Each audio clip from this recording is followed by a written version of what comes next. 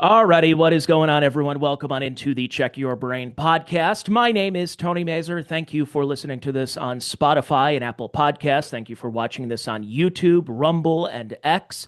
And before I get to my guest, a fellow traveler here in this liberty movement, frequent guest of this podcast, Adam Nutter, I want to do a quick little soliloquy so we're all caught up on what is going on in the world and how I've gotten to this point mentally as far as just based on, a lot of people having the award that says fell for it again as far as Trump and MAGA and everything like that. And as somebody who has been generally supportive of MAGA and the Trump movement, I'm going to quickly explain where I came from and how I have come to this conclusion here.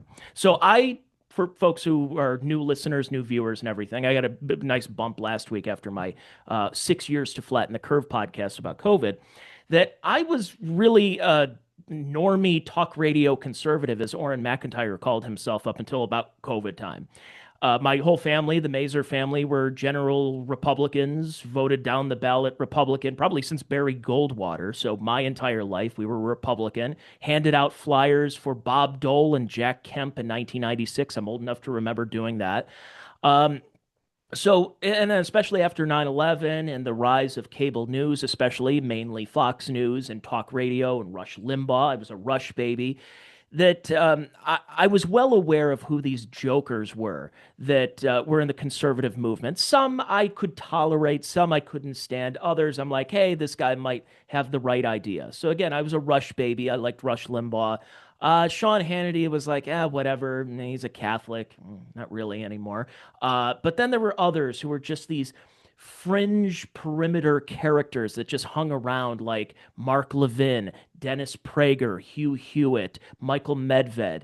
And they repulsed me to the point where by the end of the Bush administration and first year or two of Obama, I became a Ron Paul libertarian. I was the guy that I'm like, yeah, you know what? The Republican Party, I didn't leave the Republican Party. The Republican Party left me. And then Ron Paul comes about, and really, he was kind of an old school Republican from back in the day, the pre Buckley Republicans, is what Ron Paul was. And then I basically stopped being a libertarian after Ron Paul left Congress and leaned in towards the MAGA movement because I liked the idea of what they were going for as far as America first and concentrating on the needs of Americans. Well, after the 2024 coalition, and it seemed like everybody kind of put their, problems aside, especially after the craziness of the Biden years and the COVID regime and all that, that we're like, hey, maybe we can get back on track and get this MAGA movement going. And for the last year, it just seems to me to be George W. Bush's third term, and I'm tired of it. I have a lot of people that are saying like, "Oh my God, Tony, you were a Mr. Trump guy." First of all, no, I really wasn't. I like the idea of Trump, but ultimately, Trump is a boomer. He likes being on talk radio. He likes being on the Fox News and CNN and CBS, even if he claims not to like them. He does want to still be included in it because, again, he's a boomer. But this is just, I don't know what's going on. I don't know if he's completely compromised, if he's in the Epstein files and there's some salacious stuff, or if they have pictures of Barron Trump with a gun to his head saying, if you love your son this much, you're going to have to play ball with us. So it's mid-March of 2026, and I think myself and a lot of us have been off of the Trump train. And until something changes, we're staying off the train. I've seen the trains. I've seen the trains in East Palestine, and I've also seen the trains in India, and that's about what the Trump train is going through right now. So I want to welcome my guest here. Enough of my soliloquy, and get Adam Nutter's take on this. And Adam, again, thank you for being a part of this. He's on the Five to Midnight podcast. I've seen him on Jubilee. He's been on the Check Your Brain podcast. I think this is your fifth time you've been on the show. Oh, damn. Welcome to the show again. Thanks, brother. Thanks for having me.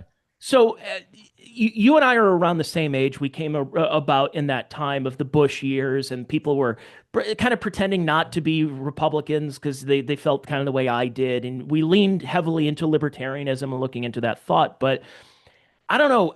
It just seems to me that we are at the precipice of another coalition. I'm so tired of building coalitions, but we have to keep building because the ones that we thought we were building have left us.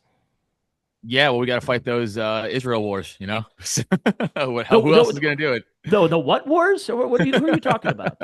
That country with that blue and white flag who controls our media and government, those guys. Gotta fight the wars for them. You almost like Randy Weaver used to wear a shirt 40 years ago that said something about it. It started with a Z. I think Oh it was an yeah, acronym, and there may have been an O and a G a part of it as well. no, I don't remember that. Can't be.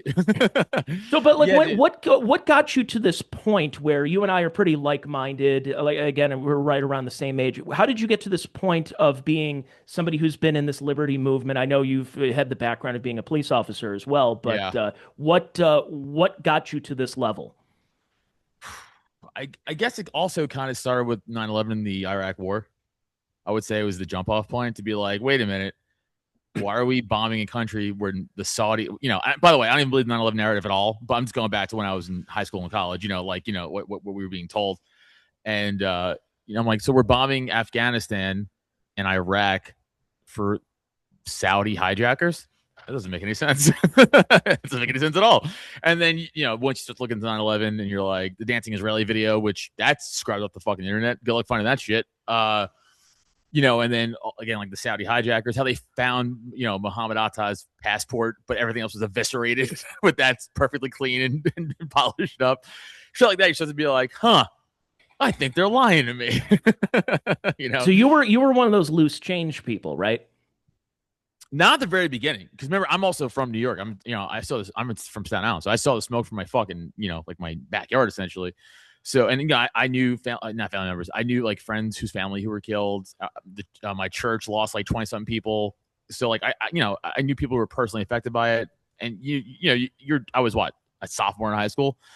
So I don't know any better. You get caught up in the patriotism and all that bullshit, and then you get a little older, and you're like, huh. It doesn't really add up, does it? And then you start to really look into it, and you're like, oh, yeah. Building 7 just falling on its own. All that shit, all the shit we all know now. It's like, you're like, oh, yeah, this was complete inside job by a certain country in the Middle East that probably backed it and funded it for sure. And then like you said, that you saw this, and because it's really funny. I go on Instagram and I see a lot of Zoomers. I got to tell you, millennials with their millennial humor. It's like, oh, I'm into Parks and Rec. It's like, ugh. Yeah. The Office is like the greatest show ever. Yeah. And I see Zoomers making 9/11 jokes. Yeah, I know. And it's really funny. And realizing that they were either not born yet or they were a baby at the time. And I'm looking, going, I remember that day. And yet, as a guy who's done comedy, who does podcasts, it is very funny. But we remember that day. And then I remembered that visceral feeling of when I would hear an Alex Jones or somebody with the around loose change who would say, actually, 9/11, it was an inside job. You say, how dare you, sir, to say that not, I saw 2 planes go in there and I saw what happened in Pennsylvania and I saw what happened in Washington, D.C. And then you get older, you get a little bit more information, and you also see the cover-ups and the people that get really, like you said about the dancing Israelis, that you can't find that anywhere. And you can't find when people were talking about it on mainstream news the next day. It was in the papers. Don't forget that. Yeah, it was there, and you would say, well, what happened with that? So it's like, it's not even so much what the cover-up was, it's the cover-up to the other cover-ups is what made me go, I don't necessarily believe the original narrative anymore. No, it's complete bullshit. I mean, like, I'm batting 1,000 in quote unquote conspiracies, and I feel great about it. And I'm expecting, God, honestly, a false flag to happen anytime in the next 6 months here to back the Iran war more, I should say. I mean, we saw a couple of terrorist attacks in the last couple of weeks now. That's not enough. I'm talking about like 9/11 false flag big. I'm talking about so not some random black guy who has a shirt that says "Praise Allah" on it, or they go to a place in Michigan where there's a temple that they just had 2 months ago already in lockdown of procedures, and all of a sudden it happens, and we have to have 50 different precincts from going over there to check and make sure everything's okay. Like, what is going on here? So you get those small little ones. Didn't the FBI run like a training simulation there like a month ago before that happened? Mm-hmm. By the way, Sandy Hook, same thing. 9/11, same thing. Almost like there's a pattern or something like that.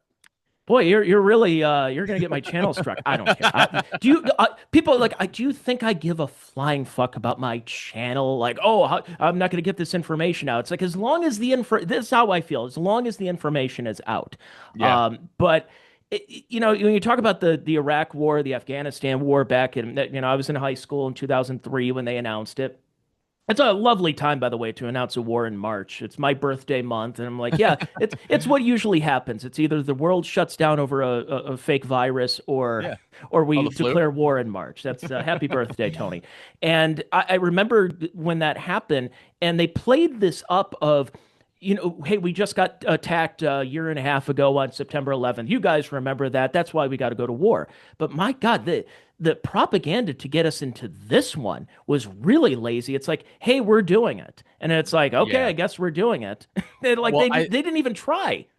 I think it goes to show you how little they give a fuck about what we think. And they also here's the big thing, Tony, is like they know we're not going to do shit about it because we're not starving in the streets, right? Like people have jobs, people have sports, people have things to do. It's like people have we're not at that level like the French Revolution where they're like, I don't give a fuck anymore. I'm beheading everybody around me.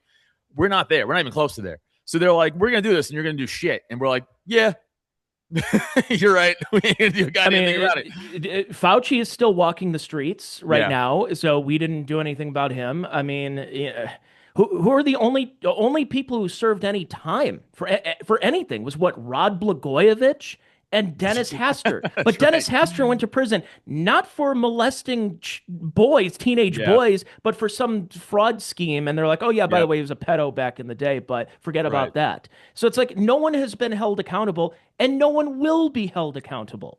Yeah, it's never going to happen. It's literally never going to happen. The Epstein stuff is also a big, green flag of like, hey, here's all these people on this list, and there's a major pedophile cabal ring running everything. And I'm like, yeah, I said that 10 years ago, and you called me fucking crazy. It's in the open, and you're like, where's my vindication? I want to be like, Adam, I was wrong. I'm sorry, you were right. It's like, yeah, I'm right about everything. I'm always right about this shit. I do want to get back to Epstein because it's fascinating how people are still. We just had the Oscars over the weekend, and people are still the normies. I don't expect them to really understand what's going on, but we're learning the wrong lessons from that. But speaking of the war, I want to share the screen here of Mark Levin. Now, Mark Levin has recently gone out. Of course, I think he's of the Presbyterian faith or Episcopalian, right? Yeah, yep, totally. Yep. So here Baptist, he is. Maybe. Here he is. I don't know who watches his show, but apparently he does a weekly Sunday night show on Fox Fucking News. Boomers, dude. That's it. And that's good. Well, and that's going to be another thing I want to show is how the support of our greatest ally in the Middle East is really going down, even with boomers. But here he is talking about how if you reject Judaism, you reject America. If you reject Judaism and you reject Christianity and you reject the link of the two, you reject the Bible. If you reject Judaism and Christianity and the brotherhood and the sisterhood of the two, not only are you rejecting our founding, you're rejecting our country. Thoughts? Oh, I have a lot. First of all, I'm Catholic, right? And I am too. I'm pretty into it. My wife's a Catholic school teacher. She teaches theology, so we're both lockstep with that, So we know our shit. And I do a lot of reading and research into the Bible and stuff too, because mainly to dunk on retards like him. So first of all, there's no such thing as Judeo-Christian values. There's Christian values, and then the synagogue of Satan. There's two separate things, right? There's no such fucking thing as the two. Nowhere in the Bible does it mention Jesus was a Jew, so that's all a lie. Go through the Bible, read it. There's nowhere one time does it say he was Jewish. He was from the land of Judea. Right. It's like I'm from Ohio. Right. I'm an Ohioan. You live in Pennsylvania, so you're a Pennsylvanian. Right. You're a New Yorker. That's what it was, and they just smacked that label over everybody at that time. He was brought here by God to bring on the one true religion, which is Christianity, and he absolutely, completely denounced the Jewish religion. In fact, you want to take it a step even further. So you have Archangel Michael in your banner behind you, which shout out Archangel Michael.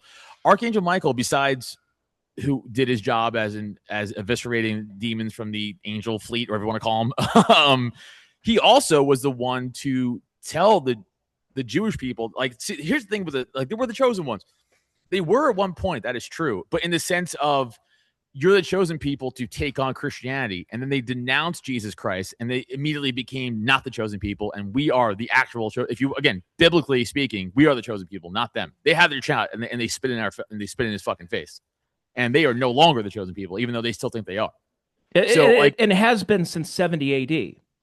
Yeah. So all this shit, anytime a fucking Zionist or a Christian is like, you have to respect the Jewish. No, I fucking don't. They think our God is literally burning in hell in an excremental river, shit river for eternity. And I'm supposed to be like, yeah, they share my values. Like, no, dude. Like, they're awful. Well, and that's, by the way, what you were mentioning is reference to the Talmud. And the Talmud, if you look at what the Talmud was, it's political theory. It's political theory through the guise of what they call Judaism now, which is what was going on during Jesus's time, where you had the Pharisees, where the Pharisees were always, by the way, Pharisees were skilled on the Old Testament, or what we know as the Old Testament. They knew the scriptures, they knew all that, and that's why they continued testing Jesus. And Jesus is like, yeah, I'm not, I know what you're doing here. And there was also the Sanhedrin, which the Sanhedrin is basically what we are still seeing right now. So when you're saying that that's a continuation of David and Jacob and all the way through Joseph and Jesus into what we see now of Randy Fine and Mark Levin and Ben Shapiro is completely false. It's just absolutely false. Yet you still have the dispensationalists like Mike Huckabee and Ted Cruz and Pete Hegseth and Laura Loomer, that beauty queen. Oh yeah, well we'll get to her because I got another clip I'll play for you with her. But the Christian Zionists, the ones who say Judeo-Christian, which is no such thing. It's like it's the Mel Gibson meme. It's like, hold the Judeo, just give me the Christian. Give me the Christian, right? And I don't know what they're doing. They're talking about building a third temple, tearing down the Al-Aqsa Mosque. What is that going to do? I mean, it's going to fulfill the Antichrist is what it's going to do. And to kill a red, like they're trying to clone a red heifer. Is that really what they're doing? And to try to sacrifice it again. As Christians, as you and I are Roman Catholic, we believe that Jesus was the ultimate sacrifice. Correct. We also believe that circumcision is fulfilled through baptism, but that's another thing. That's whatever. They can't win them all. Exactly. So, but like all of this is just it's. The Schofield Bible and dispensationalism, Christian Zionism, it's maddening to see people that are normally supposedly good Christians, pious people that fall for this. Yeah. Another biblical history lesson, too, to throw about that. So after the Jews tricked Pontius Pilate into killing him, they got their balls up because they thought, oh, well, we just talked the Romans into doing our deed for us because they're cowards and they can't do it themselves. They decided then to be like, you know what? We're going to conquer Rome. And the Romans absolutely fucking fucked them up majorly. And they burned all this shit down. They said, where's your God now? Because it's false. That's pretty much what they were saying. And they got clapped and they went, oh, yeah, we can't beat the Romans. You're right. And they retreated right back to the fucking desert. It's unbelievable when you look at how, because when Ted Cruz was a little under a year ago, when he went on with Tucker Carlson, because apparently Tucker was trying to talk to Randy Fine, and somebody stepped in and said, we'll have you talk to Ted Cruz Visit your local SeaWorld, and you can find Randy Fine.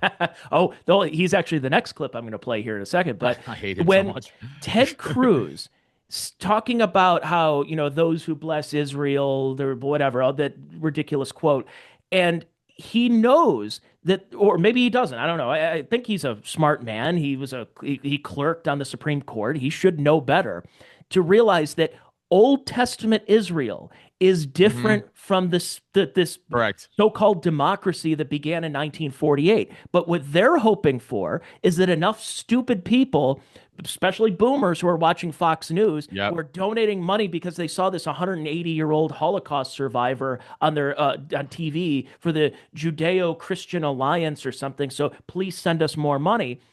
That they hope that when you hear Israel, you're just like, oh, you mean the state. So back in Jesus's time, they were talking about Israel. Right. Two different things, bro. Two different things. Yep. And there's so much evidence of that in the Bible. And they don't give a fuck because they know people, like you said, dummies, are going to fall for it. And here we are. They're falling for it. And even people, the millennial group, too. I mean, our generation, unfortunately, I talk about this all the time, like 3/4 liberal, I would say. And there's only the quarter of us who are, conservative, right leaning.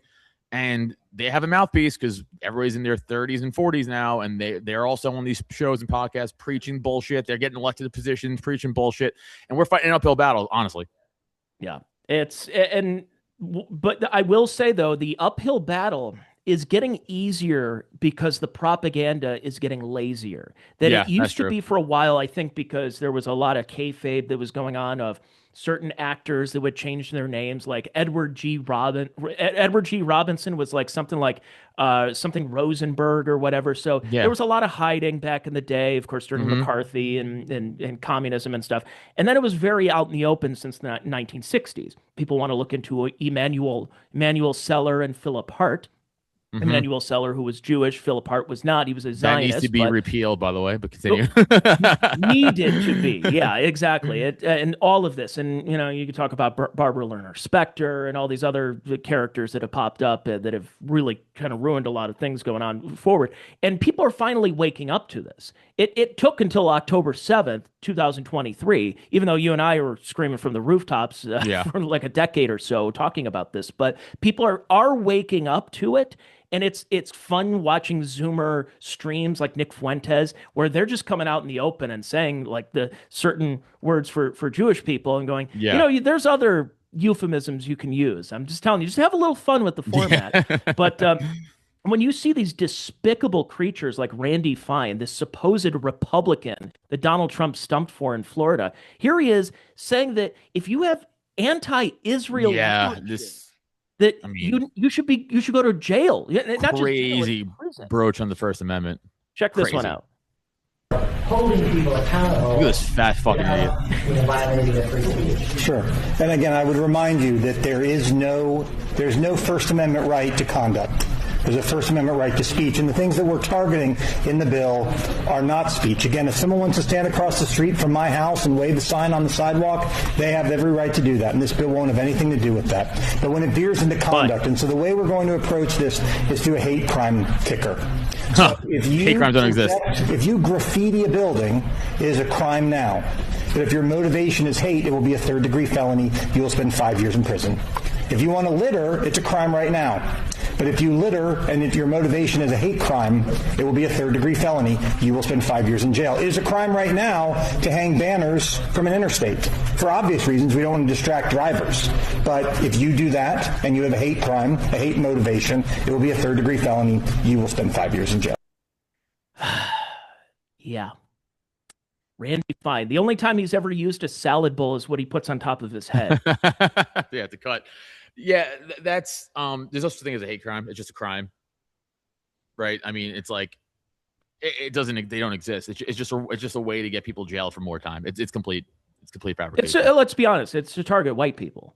Well, obviously, you'll have a black guy that's going around stabbing people and says, "I'm going to kill that white girl." And it's like, well, that's not a hate crime. But, a white person saying, hey, this Israel's an apartheid state. I don't like what they're doing in Gaza. And it's like, that's apparently hate speech. That's a hate crime. And Pam Bondi and Ron DeSantis. And again, people who are not of that particular faith, who are going over there, touching the wall, putting the hat on, and signing anti-Semitism laws. I mean, this is the white pill here is that they're doing this now because the support is dropping off a cliff.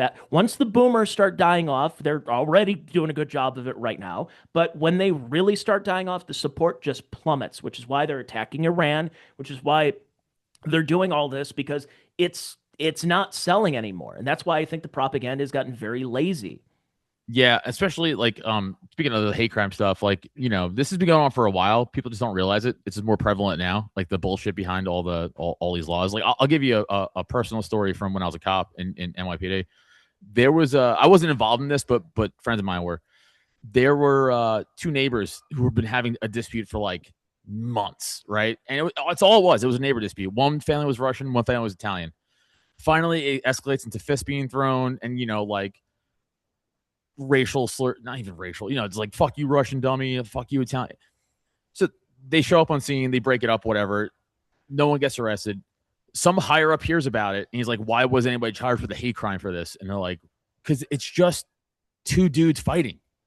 Like, if you're fighting a fat person, you're just gonna say like, "You fat piece of shit." Like, that's what you do. Like when you're in an argument, it wasn't like they were fighting because they were Russian or Italian. They were fighting because over a neighbor dispute, and it just turned into insults. Yep. And then all the cops involved got fucking like, they called it GO15 in NYPD, but essentially like interrogated and possibly almost got in trouble for not doing their job. Like, this is fucking crazy. But that was going on 10, 15 years ago.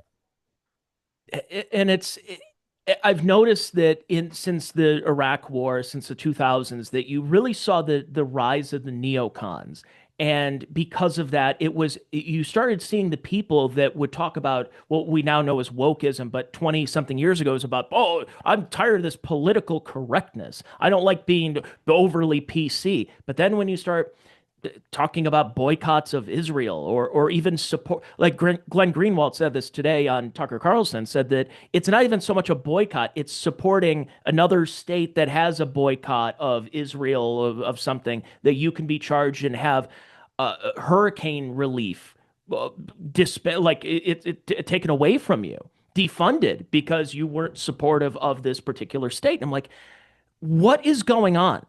This is out in the open. And the problem is they have the president's ear. So how is it that Laura Loomer, who is this swamp creature, and I might mean that literally, because I don't know, this woman is just a repulsive person. She's inside and out. She's so psychotic that she cannot own a firearm, yet somehow, some way, has an ear to the president. Here she is talking about how great Donald Trump is. Oh, by the way, she's in India right now. She went over to India for a speech because apparently Israel's might move on from the United States with support and head on over with Modi in India. Here she is. Cool. Have fun. Well, look, I consider myself to be a Trump loyalist. And one of the things that makes our friendship and our relationship so unique is that I feel that the president can trust me to always give him advice on who's being loyal and who's being disloyal. And I spent a lot of time as an investigative reporter doing research into people who work in the administration who may be undermining his agenda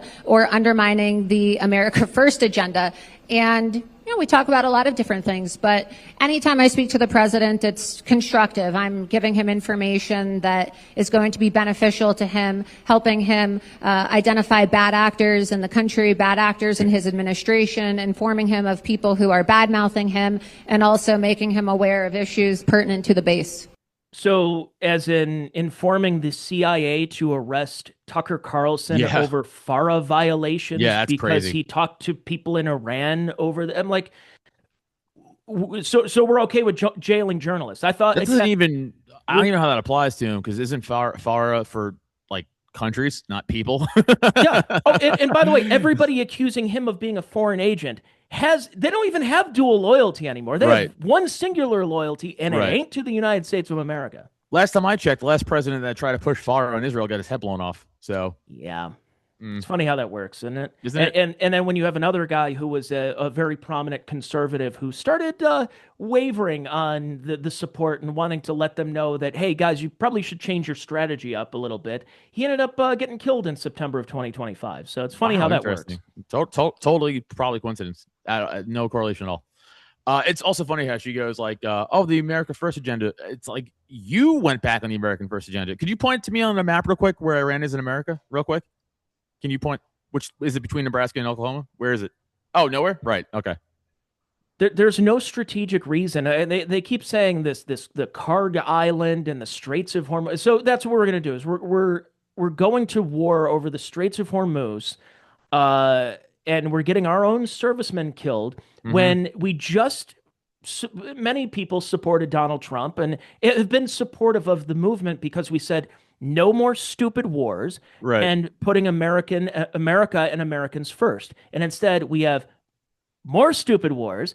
And, oh, by the way, those migrants that are here, well, we need somebody to pick vegetables for $5 an hour. So we're going to allow them to bring in visas and keep them in this country. So there you go. By the way, so it just offsets everything. If we deported 50 million people, I'd be like, you know what, fuck bomb Iran. I don't even care. But the fact is, we're not doing that, and we're bombing Iran. It's like we can't even deport Kilmar Abrego Garcia. This guy's a wife-beating illegal who's in this country, Maryland man wearing a Chicago Bulls hat, and yet it takes 9-10 months of trials of him. Well, we can't send him to that country. He's not from there. He doesn't know this. Then why is he here? Well, we can't do that. But we can't even. And then when they were talking about deportations, saying like, oh, hey, we need mass deportation. What do you think mass deportations meant? A couple of or do we have to make sure? Maybe this is the only thing that we can do to ramp this mass deportations up, is if they start saying anti-Israel stuff, then they start speeding up the process. Right. Well, we need more H-1B visa Indians here to fucking run my gas station. Or run for governor and win in Ohio. Did you see that? We got a Pajit who's, I don't know, that'll probably get blurred.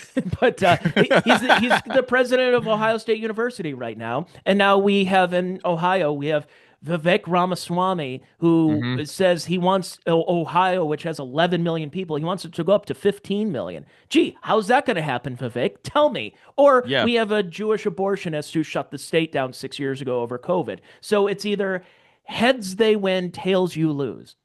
I like how a lot of retarded leftists who I also, by the way, that's another thing too, is like sometimes leftists will get like this idea in their head where I'm like, oh, I'm fuck this war, fuck this. Like, oh yeah, you're one of, I go, no. I hate you. I just also hate this. Like I hate both of you at the same time. But like a lot of leftists will be like, remember when we imported a few like South African like white farmers and stuff because they were getting massacred in South Africa? Yeah, the Afrikaners. Yeah, and they were like, oh, so you support this immigration? Yes. Now you get it right. Oh, because they're white? Yes. Yeah. 100%. Yes. 100%. They assimilate. Yep. You got it. Right. So the people who they're from South Africa and they have a thick accent, but they're coming over here with American flags. Yeah, they're waving American flags in the airport. They come in here and they're sending their kids to school, and the kids are learning or whatever you do in public school. I don't know what goes on. But whatever, they adapt and they assimilate to our culture. Well, America was never a Christian it was a Protestant, it was a WASP country. It literally was a European colony. Right. It was literally founded by European Christians. Anything otherwise is a lie. And they decided from 1776 to 1965 that it was white European migration. And instead, Ted Kennedy and Hart Celler decided, no, we're going to invite South Asians, we're going to invite Africans, we're going to invite all these people. Then you wonder what's going on. And instead, it's Vivek Ramaswamy, who's a literal anchor baby, whose parents shat him out in Cincinnati in 1985, wants to tell us that he's perpetuating the myth of the lazy American because you and I watched Saved by the Bell in 1993 as opposed to going to a science fair because your illegal parents were. It's just to be continually talked down to about this. But I will say though, here's where I have changed a little bit. I know you probably feel the same way. If your door is open because your roommate or your wife or husband or whoever you are, and it's cold outside, it's still winter time, and the wind blows in and snow goes everywhere and it's freezing. What are you more mad at? Who are you more mad at?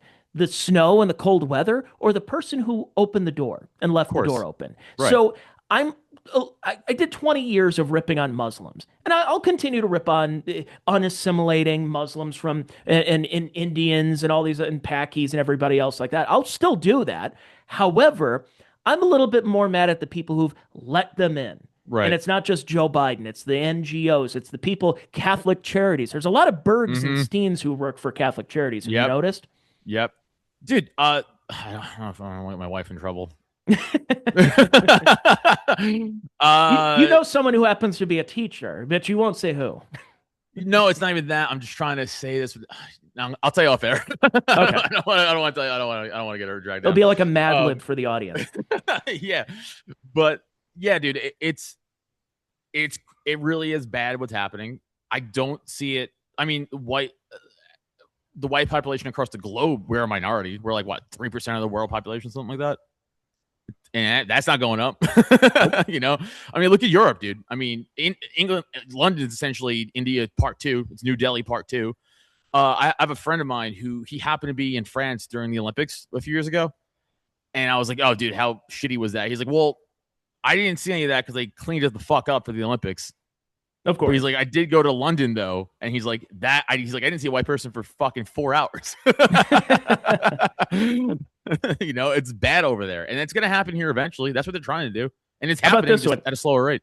In 2025, more babies were born in Nigeria than in all of Europe. There you go.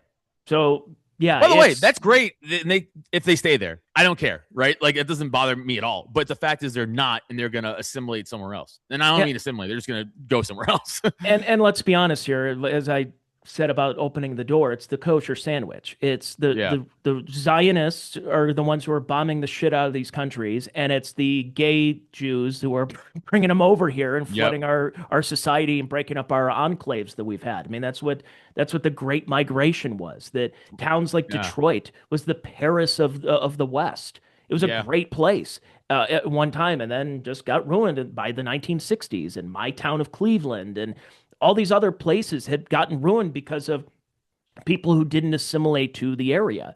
And they decided, instead of just having that as because look, there's just so much you're going to do with those people. They're here, they're American citizens. Instead, in the last 5, 10, 15, 20 years, we'll bomb the shit out of a country, bring these people here, then they get CDLs, they start drunk driving on the roads, or they're in trucks going the wrong way, killing people. The classic one was about a year ago, where you had one of these who slammed into a car full of illegal people who are not born here either. That was actually a win. That was a win-win. Canceled everybody out. But I just love that. I mean, that was a classic story of this happening in our country. This guy gets a CDL. He's not from here. He's illegal. And he ends up killing a car full of people who are also not born here. So you say, what are we doing here? I believe that was under Biden, right? Where he let a lot of people get the CDL shit when they weren't qualified. You know my co-host Kyle Matovic, right? Who I do. I mean, Kyle made a good point. Yeah, Kyle's great. He's got his Twitter account back too. Shout out Kyle. But he made a good point about the CDL thing, where he's like, you have a lot of people coming over here who they don't understand the landscape of America and all the hills and back roads and winds and turns and stuff, and like and ice and rain and everything. They can't possibly fathom how to drive under it, and you see that clear as fucking day when these people kill people. And it's like, again, when you're killing American citizens, like that could have been avoided, huh? Pretty easily, actually. One of the most easily avoidable things. Yeah, like I'm looking out my window right now. We're recording this on Monday night on March 16th. It's snowing outside. So if I'm not going anywhere tonight, but if I was, I go, it's snowing. So I'm not going to go 75 on the freeway. I'm going to slow down. I want to make sure. I don't know what's black ice. Instead, they don't know the rules of the road, that they are people from the subcontinent in many ways. So it's always warm and dusty. It doesn't really matter. And with our Western machines that we could just stop on a dime, it's no problem. Not always the case. And yet, again, I can be mad at them all I want. I can be mad that they're not wearing shoes or cutting out holes in the bottom of their cab so they can shit while driving. That's an actual thing that I have heard from people, that they actually cut holes and it's caked on in the bottom if they're getting some work done. Awesome. But very American. Am I more mad at them, or am I mad at the people who brought them here? Right. No, it's definitely their fault. 100%. Right. That's obvious. But I also hate them too. So it's like, exactly. I can hate both. Again, I can hate both things.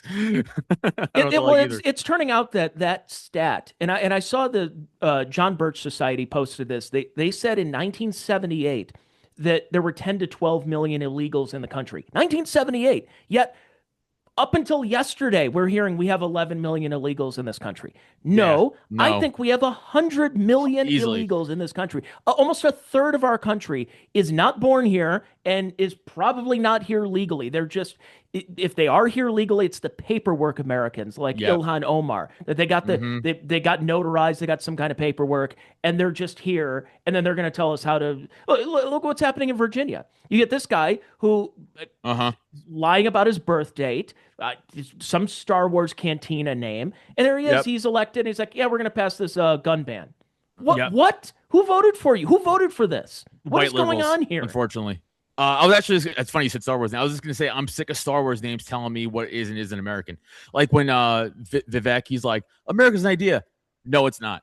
Nope. No, I'm sick of that bullshit fucking trope. It's not an idea. And also the melting pot thing. You know who wrote that? A fucking Israel Jewish Zangwill. Poet.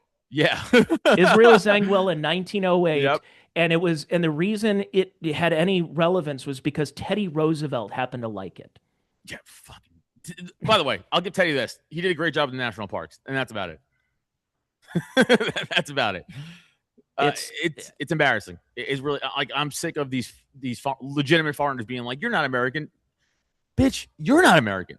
What are you talking about? Like, granted, 3/4 of my grandparents are first generation Americans, Italians, right?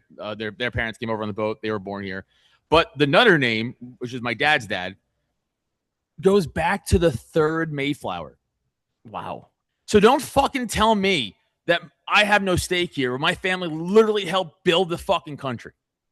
Well, like, you know, this it was like a built by checklist, immigrants. You know that, Yeah. right? And they make it seem like because when the Pramila Jayapal, or again, more Star Wars names, are like, actually, America was built by the Hispanics white and the immigrants. Somalis. It was built by white immigrants, not fucking them. It's such a fucking crazy lie. Or this one where they said, you know, the Chinese built the railroads.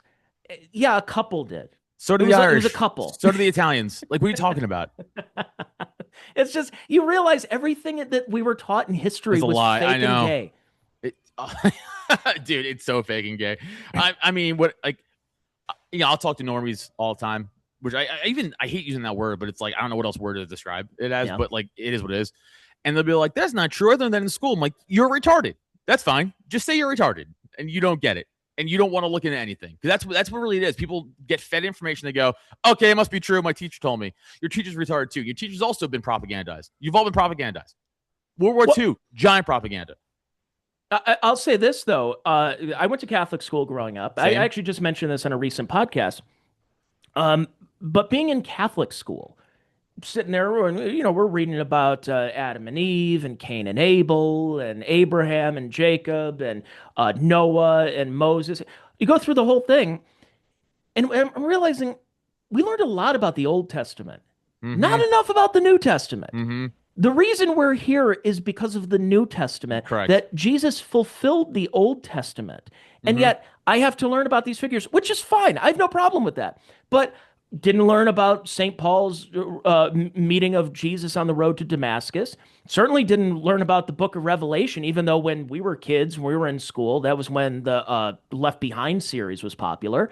We didn't learn about anything in the New Testament. It was like, oh, it's Pentecost Sunday. Oh, it's you know, Jesus resurrected. And then what? We go back to, oh, we're learning about Adam and Eve again. Oh, okay, we're just recycling through this again. It just, yeah.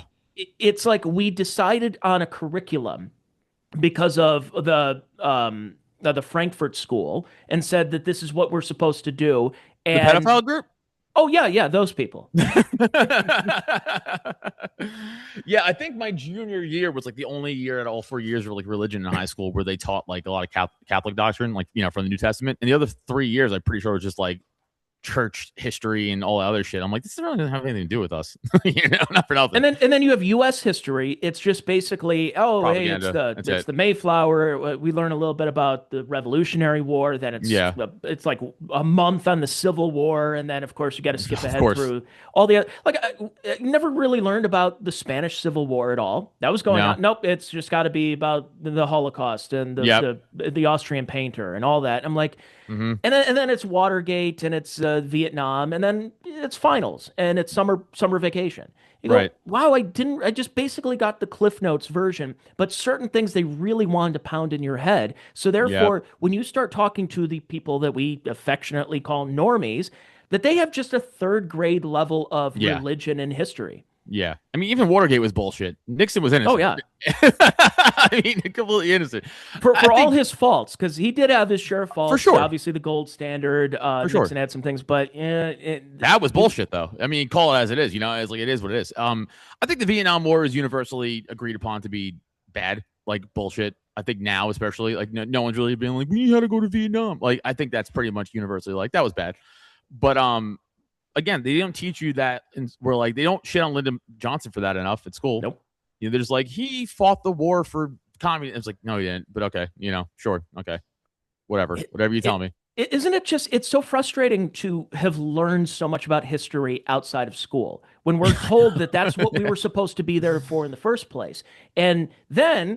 Just a couple of years ago, we were told not to do our own research. So you're telling me, oh, don't read. Because you're too dumb. Don't forget that. You're too dumb to do that. We're too retarded that you can't come home, you can't open the book, you can't look at magazines or listen to podcasts or anything because that's misinformation. Only listen to us. Only listen to the approved narrative. But which again, is the most communist shit in the world, by the way. It's the most Pravda. communist shit in the world. Yeah.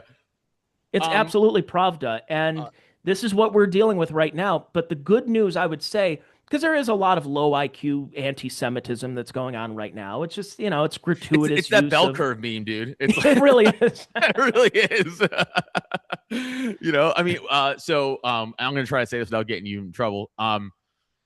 So Typo, who's on 5 till Midnight, Typo's awesome. We had to do a Patreon episode of it because we couldn't put it out on YouTube or anything like that. But he broke down, as we call it, the $6 million question. Let's put that together. No, wait, you mean the $271,000 question? Yeah, that's even more accurate. But he broke down the entire thing and how much of it was just a complete and utter lie. And it's so fascinating. Like when you really get into it, they did fucking a Canadian, I think he was a professor or a scientist, something like that. He got hired to almost prove their point, and it backfired totally. So they did not Ernst Zundel, right? I don't remember his fucking name. I'm sorry. But I know he was one of them who got who got in Dutch for, they said, denying that it might have been. I just don't remember his name, honestly, if I'm being honest. But they did chemical testing on the walls, and 0 chemicals came back. In fact, they said the Cyclone B that was used in the thing was less than it's in pesticides today. Yeah, it was used also to treat typhus, which is what people were dying of. That's what it was for, 100%. Yep. It wasn't that's used why all as their right. Yeah, that's why all their heads were shaved and stuff to get rid of lice. And there's a difference between the concentration camps and the work camps. Correct. But he even broke down a fascinating part where there was some rogue, I think it was some rogue colonel who was just executing. This is true. He was just executing Jews at the camps. And one of the commandants of the camps was like, "Does Hitler know you're doing this?" And they're like, "Shut up." And then they called H-Man and they're like, "You know what's happening?" He's like, "Tell him to stop right fucking now." He's like, "You're killing our workforce." He's like, "Fucking stop. Don't do that shit." And he had to stop them from doing it. Do you remember the whole episode with John Demjanjuk? No, maybe. So John Demjanjuk, full disclosure, his house is about a couple of miles from me. I won't dox myself, but I lived a couple of miles from John Demjanjuk. I used to pass his house all the time. I was coming home from school, and he was known as, what they said is he was Ivan the Terrible. He was a Nazi concentration camp guard that he emigrated to the United States. He came here, started working at a stamping plant or an auto plant, I don't remember, and just lived a normal life. He was like everyone's grandpa. It was like, oh, grandpa's from a different country, has a thick accent and stuff, but he plays with the kids, it throws curveballs in the backyard and stuff. And then by the 80s, they said, hey, he's Ivan the Terrible. He needs to be extradited to, I do know this guy, to Germany. Yes. And then they did it with Israel. They started doing this with different countries and just shipping this old man around. Yep. And eventually, I think they extradited him in the late 2000s to either Israel or Germany, and that's where he ended up dying, I think, in Germany in custody. And so nobody really knows if the pictures that that was actually him or not. There's some disputes that say it really wasn't, and others it says even if it was, he was following orders. But instead, you just had to go after this old man who's in a wheelchair, and I'm just going, yeah. Is that the example that you are holding that grudge? And then you realize, oh yeah, that's why we're still at war with Russia, because of pogroms from centuries ago. That's why all of this stuff, it's this grievance that's been going on for centuries that we still have to deal with in the year of our Lord 2026. Yeah, I mean, the amount of videos you've seen of them shuffling old dying men in to be prosecutor for that, and you're like, this is so fucking crazy. It's all for their optics. It's all it is. It's all a show. It's all it is. It's a humiliation ritual is what it is. Yep. That's the word I was looking for. Yeah, that's exactly what it is. And it's really showing pathetic. That, hey, look what we can do. We're going to do this right now. And we're going to smear your name. And we're going and rake your, because I mean, I would assume there's a lot of people who probably, it's the old Hitler joke. It's like, why are you a disgrace to all the other Hitlers and stuff like that? That people had to change their names and they couldn't have that mustache anymore and all that kind of stuff. Yeah. But it's just as the that particular group started rising to power and getting involved in Hollywood and screenwriting and all that kind of stuff is where you started seeing a lot of that narrative. The thing is, the narrative, because Hollywood, I mean, the Oscars were over the weekend. No one cares. No one watched any of the movies. It's not a thing anymore. Even if they're making Epstein jokes, which I have to get to that. I have to get your take because I haven't talked to you since the release of whatever was going on. But it just seems to me that there are a lot of people waking up. And when you look in the history of realizing that that particular group usually has about 80 years when they get a foothold in a country, and then it's just like the bars. You get kicked out of 109 bars. Whose fault is it at the end of the day? Right. So we're about at that 80-year mark right now, and which is why I think you're seeing the attacks in Iran, which is why Netanyahu's just bloodthirsty right now, and then all the minions that are underneath them. You get Naftali Bennett says that, oh, we're going to go after Turkey next. Say Turkey, and then you look at the patch that they wear with the Greater Israel, and yeah, a part of that, what they're looking at, goes into Turkey. Yeah. My wife is, again, pretty conservative, but she's not like as up with things as we are, let's say. So she doesn't. I don't expect the wives to. Yeah, so she'll just be like, I don't understand where we're in Iran. I'm like, Jews. She's like, but no, there has to be something else. I go, there's not. I know that's hard to understand, but I promise you that's the answer. And it's like hard for her to grasp, but it's that simple, in a way. But I was explaining to her the other day about I'm like, you know why Hollywood and academia, and you should know this because you're a fucking teacher, even though you work in a Catholic school, still shows through. You know why it's so fucking liberal? I was like, who came over here in the 1900s? And she was like, who? I'm like, the Jays. And I go, they were commies. And what do they infiltrate? Academia, Hollywood, institutions like that. And now that's why everything you see is trans propaganda on movies and stuff like that. And everything you see in academia is fucking, leftist propaganda bullshit. It's because of that. That was explaining McCarthy to her. And I'm like, how did he go far enough? And they kind of stopped him. And he should have just fucking... You should quit drinking. you really to stop talking to Roy Cohn and stop drinking, and then we'll. But yeah, I mean it's true. And then you look at what the neocons. The neocons were Bolsheviks. I mean, they were Trotskyites who didn't like that Stalin, excommunicated Trotsky, and they decided, well, I guess we'll go over to this side a little bit because.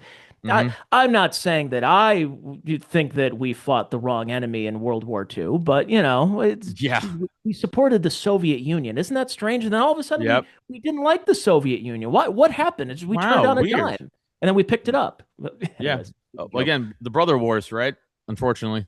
That's what it is. I mean, it's and then now we have people on TV. So here's another clip I'll show. Here's Ben Shapiro, who in 2016 basically said, "I am not voting for Donald Trump. It didn't support him in 2020." 2024 absolutely supported him, was campaigning for him, all that. And just like with Mark Levin, just like Dave Rubin and all these other jokers, that they were never Trump people. And all of a sudden, boy, they've got the pom-poms, they've got that foam finger with the number one. So here's Shapiro saying that Donald Trump is doing the bravest thing he's ever seen as far as foreign policy goes. I mean, I think that it's unbelievably short-sighted. Obviously, when you're talking about threats to America. But wait, I gotta stop. The eyebrows, they're just getting even worse. Yeah, what is that? What is going on with that? It's like, I mean, that's like a Tom Selleck mustache he has above his eye. He had two dead caterpillars on above his fucking eyes. America, you're not just talking about threats directly to the American homeland.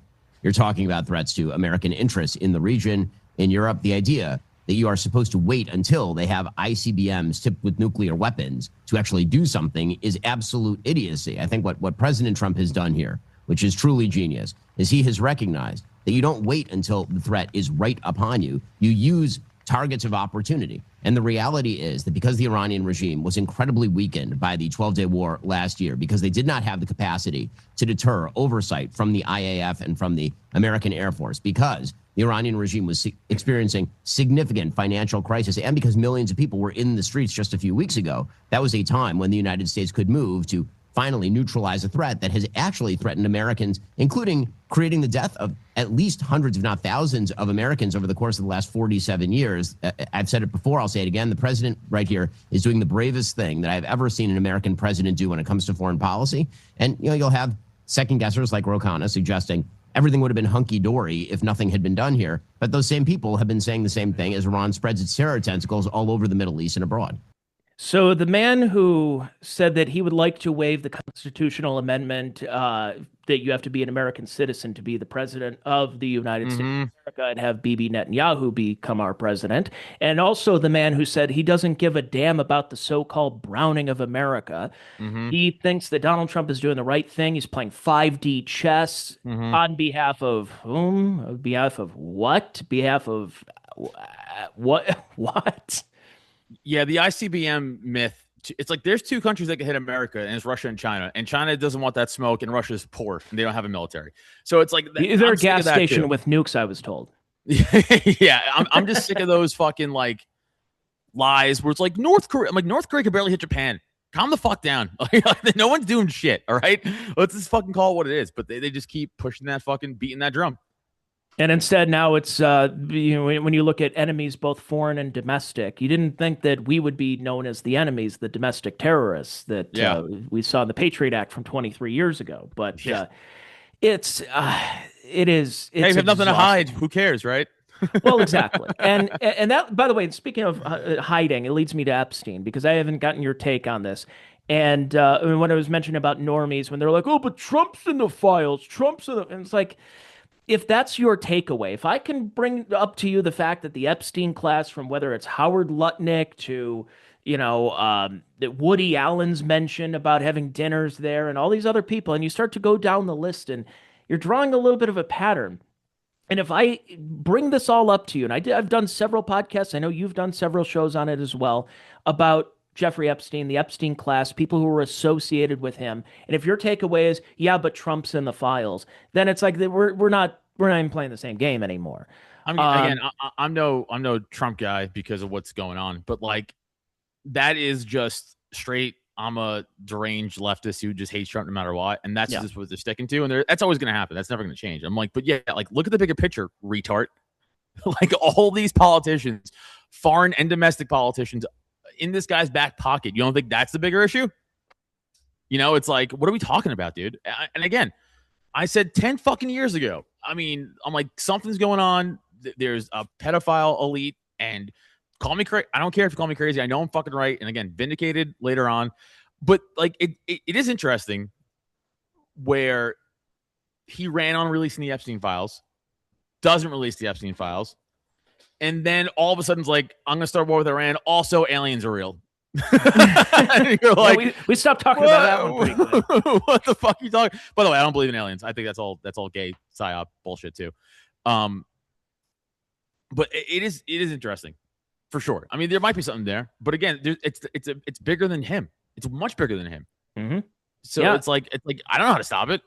I'm only one guy. You're only one guy. We ain't gonna do shit. Like I said before. When you have Kash Patel saying that, which when he's there on podcasts, he's on Sean Ryan saying, "Oh yeah, well, if I ever become the FBI director, I'm going to shut that building down, and it's going to be a museum to the deep state." And instead, it's like, no, they're going to shut the building down to build a new one and continue it on. And then Dan Bongino, who was just completely disgraced himself, Mister, I'm going to tell it like it is. And he's like, oh, I saw the tape. He killed himself. Wait, you saw tape? I thought we were told there is no tape and there are no files and there's no connection, and that Ghislaine Maxwell was just basically the Heidi Fleiss to Epstein, and all the girls that were trafficked were just to that horny Jeffrey Epstein character. And you go, and again, I'm somebody who likes looking at the layers, saying, oh, wait, who's Ghislaine Maxwell? Who was her father? Who did her father work for? And who was Jeffrey Epstein? And why was he hired at the Dalton School by Bill Barr's father, Bill Barr, the eventual Attorney General of the United States? How did he get hired without having a college degree to teach math at this school? And then a couple of years later is helping broker contracts under Iran-Contra, and he's there gallivanting with Khashoggi in the 80s. All the way up until seemed like he was facilitating something going on in Ukraine in 2014 with the Maidan revolution, and going, again, if your takeaway is that just because that Donald Trump is in the files, then I can't have a conversation. Right. I can't help you. Right. But if you are interested, we can talk about it, especially since they're calling us goyim. They're calling us cattle in the emails. But we're a Judeo-Christian. And they're like, the goyim work for us. We start the wars. They clean it up for us. Also, why did Lex Wexner give him millions of dollars for no reason? Exactly. Very secret guy. It's like, it is funny how he does email like a 2004 AOL group chat though. That is funny. It really was. I was like, where's his GeoCities? I want to find that one. My God, yeah, he's like, what? I don't think I've ever sent 1,000 emails in my life. How does he have 3 million or something? It's insane. It's absolutely insane. But again, they know we can do shit, and here we are just talking about it. That's all that's gonna happen. Just fucking talk about it. You and I can only do so much. So Right. I guess the one thing is that we just get that stuff out there so people know. But we don't have the power. We just, again, we're raging, which is fine. It's no problem. But what ultimately happens is you got to make sure this stuff doesn't happen in your community. When you find out that somebody's a pedophile and that there's a cover up and they're talking about grape soda and pizza, and you got to snuff that out at your level. I don't care if that person is the mayor of this town. He's beloved by everybody. Who was that one children's host in Great Britain for years? Seville. Yeah, Jimmy Savile, yeah. And he was beloved, and it wasn't until after he died that everyone's like, yeah, he molested me. Yeah, he molested me too. Yeah, he molested thousands of kids. Yeah. And it has to take people to really step up. You gotta have evidence. You can't just keep accusing everybody, because that's the other thing I'm seeing is, oh, you're a pedophile protector because you want ICE, you want Greg Bovino to go into Minneapolis to clear up the streets. It's like you're a bootlicker and you're a pedophile protector. It's just, some of the discourse is beyond retarded, but it is nice that some of us are waking up to not only just talking about this, but understanding that there are people who do view themselves as superior, that view themselves as supreme. And it's not just Anglo-Saxon white people that are doing it. And it's making other people realize that, oh, wait a second here. All that time we were raging about white supremacy, and we didn't realize that this group doesn't consider themselves to be white. They only do when it benefits them. Exactly. That's what happens. If it benefits them, or how certain countries get flooded, and then it's like, no, actually, I'm Ashkenazi. You know, Laura Loomer says that, by the way. Right. Yeah. She's one of those. Yep. I'm not white. I'm Jewish. Right. No, I know. I know. Dude, trust me, I'm Italian. I get called fucking not white all the time. And they're kind of right. Oh, yeah. So it's like, but I at least accept that. But I'm still more white than you are, motherfucker.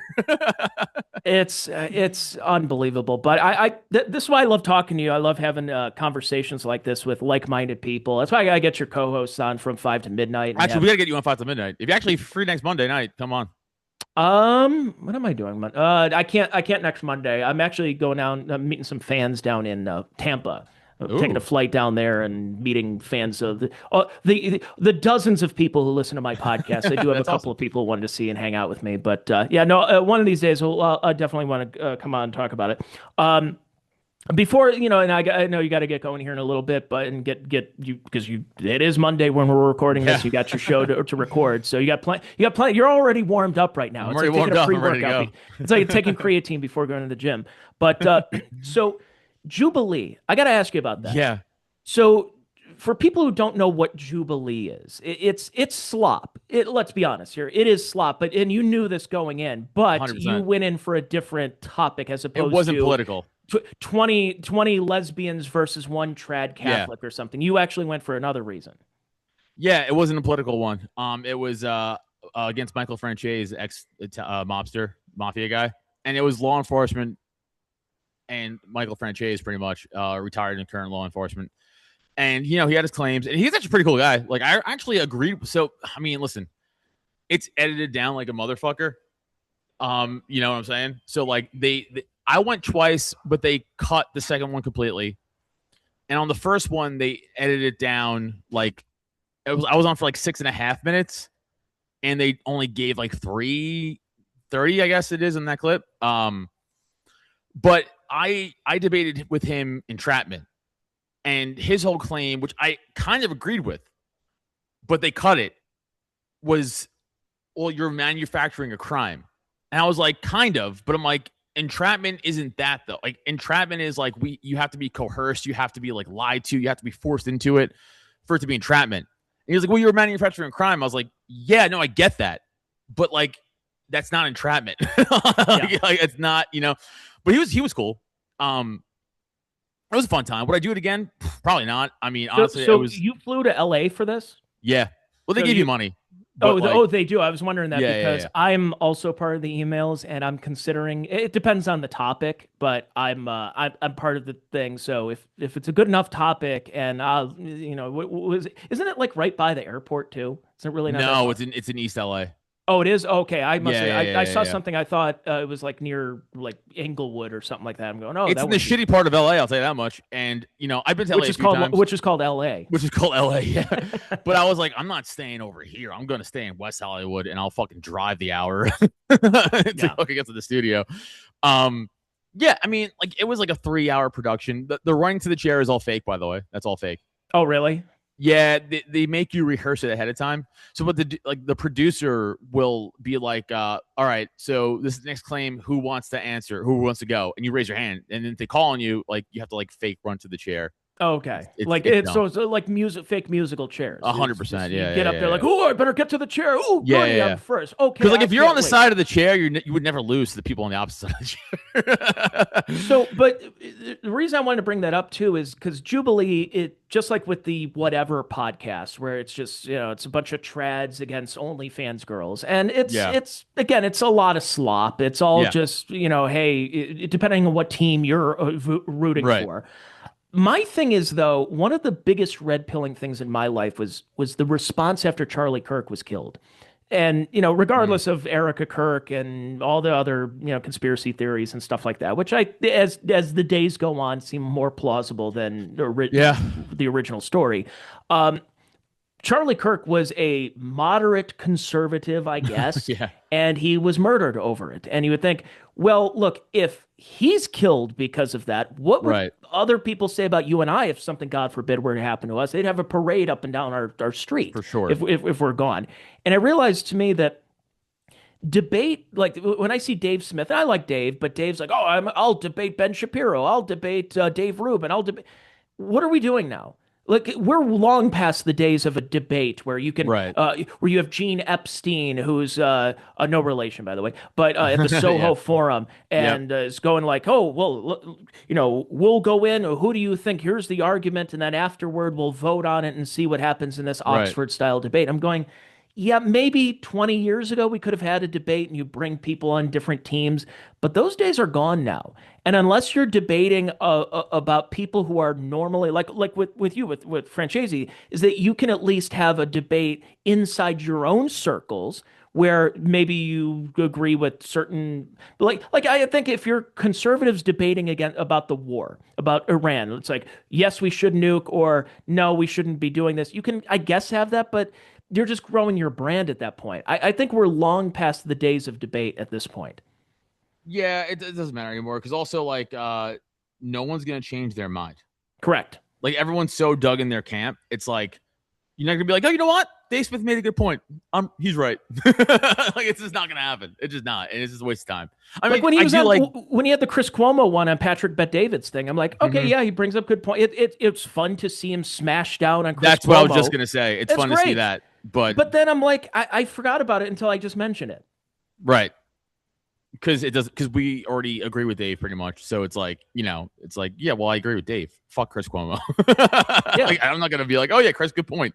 Fucking tool. Yeah, I'm not gonna sit there and listen to Chris Cuomo say that, like, even if he defends his brother and defends his behavior on CNN during COVID, I'm like, even if he brought up, look, understand my situation, that it was my brother and everything, and maybe we were getting paid or whatever the case was, I'm not coming onto your side just out of principle. So I go, debate club is basically over at this point. So it's fun to debate. It's cool, but it's not 2015 anymore. It's not Michael Knowles versus purple-haired feminist, or Matt Walsh beats down on a DEI thing. I'm going, guys, understand the moment. It really, my podcast shouldn't be Check Your Brain. It should be Understand the Moment, because we are long past that point.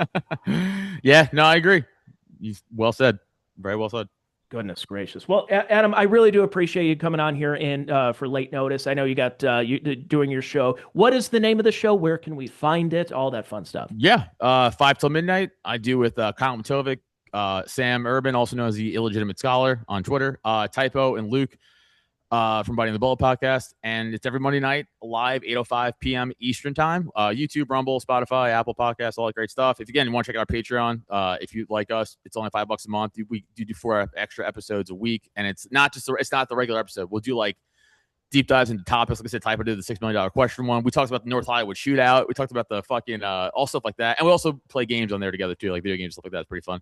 So check it out. And then follow me at Adam Nutter and all the stuff. You guys were great when I was. I think I messaged you when you were on Jay Burden. I'm like, yes, I love Jay's a man. Because it's so funny with Jay Burden, with him being a Zoomer, but he's like way intelligent beyond his years. Yeah. And, you know, he's got like Fearless, he's got the Lotus Eaters guys, he's got this. And then I'm hearing Adam Nutter say, oh, this motherfucker, and yeah, this is this. And I'm like, oh, like, yes, absolutely. It's a little variety here, Jay. Yeah, no, Jay's a man. Jay was on our podcast too. Jay's a fucking man. Yeah, shout out Jay Burden. He's a good dude, but yeah, no, hey, again, as always, I appreciate you coming on and shooting the shit and having a good time with me, and hopefully next time when I have you back on or I talk to you, that maybe we'll be done with, or maybe we'll continue a forever war and we'll just keep raging on. Let's keep going and going and going. There you have it. Well, Adam Nutter of the 5 to Midnight podcast, go check him out, and thank you for checking me out, the Check Your Brain podcast. I am Tony Mazur. I'll be back with you next Wednesday for another episode. I think I'm going to talk baseball, but I'm not going to talk baseball because I don't really care about sports anymore. But I care about it from oh god, I still do. Well, I mean, I care so much. I should say I do because I like athletics, but boy, I'm long past the point of wearing somebody else's name on my shirt. I don't wear jerseys, but I wear I'm wearing a Yankees hat right now. I'll wear Giants hats, I'll wear Yankees hats, I'll wear Rangers hats, but I don't wear jerseys anymore. Yeah, like the worshiping of players after their behavior during COVID and George Floyd, the Summer of George, and that kind of stuff. I'm like, yeah. And then what these people really think of you and stuff like that. So I've soured on sports. So I'm going to talk baseball, but I'm going to talk more about it as far as the possible lockout. They may not have a season next year. Yeah. The fact that it's the Dodgers and it's everyone else. No one really signed any big time. And that's coming from a Yankee fan. It's crazy. I mean, look, Ohtani's great and everything, but it just really seems like a lot of these teams just did nothing in the offseason because they're getting ready for why sign a guy to a 5-year contract when in year two might not actually exist, and who knows how they're going to get paid at that point. I'll go one further. They don't give a shit. The owners don't give a fuck because they know they'll make money no matter what. They don't have to produce. Baseball doesn't have to produce, especially baseball. Look at the Pirates. They've never been good since the 60s, and they still make millions of dollars a year. So it's like they don't give a fuck. There's no incentive. That's what Steinbrenner said. He always said that. He's like, I'm subsidizing teams like the Pirates who don't care. They have a nice stadium, and that's all they have. They had Andrew McCutcheon and a nice stadium, and an icy light beer and Primanti Brothers. That's about it. As far as Paul Skeens is being wasted as a Pirate. Go to New York, Paul. Yeah, exactly. Yeah. You may see Livy Dunn in a suite showing her ass or something like that, but that's basically your highlight as a Pirates fan. So I'm going to talk about that a little bit more next week. So it's like more of the business of baseball as opposed to who do you think's going to win the East this year and launching compared to that. But that'll be next week on the Check Your Brain podcast. Again, Adam, thank you so much. Yes. Thank you to the listeners and the viewers of this show, and I'll be back with you Wednesday. If you want more from me, I also have a Patreon. I do put out about 4 episodes per week. Way more saucier language than I get into, even in this episode. If you thought I was bad today, subscribe to my Patreon. It makes this, I don't know, really sound like child's play here in this episode. So thank you, everybody, and I will talk to you soon. And patreon.com/Tony Mazur. Bye now.